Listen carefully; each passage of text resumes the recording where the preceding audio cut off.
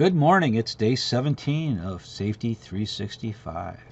And we're going to talk about the General Duty Clause, or as OSHA calls it, Section 5A1 of the OSHA Act. It says, every employer must furnish a place of employment which is free from recognized hazards that are causing or likely to cause death or serious harm to its employees, period. It sounds so easy. You can take a standard, you could cite it if you don't have a rule in the OSHA book, but OSHA loses about 80% in my experience.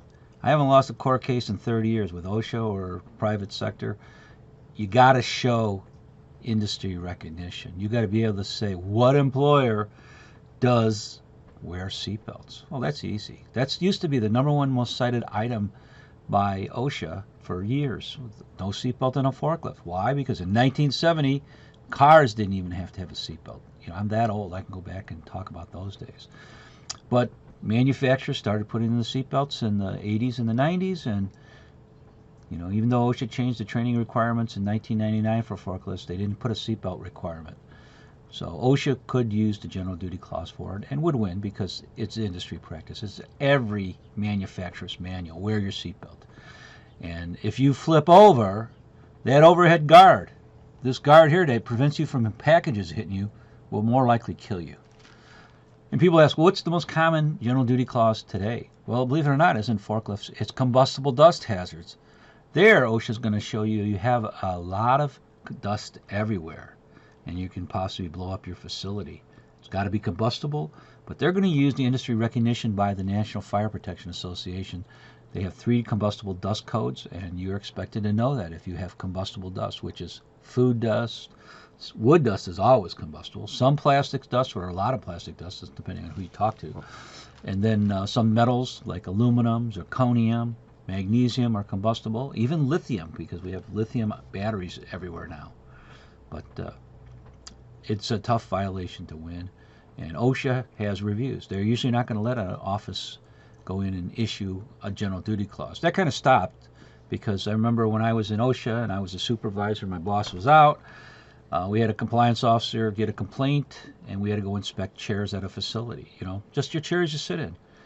And, so I remember having my compliance officer, Dossie. She was very nice, very polite person. She's going in there. She sits in the chair at the company, shows him the complaint, and the chair breaks apart, and she lands on her back.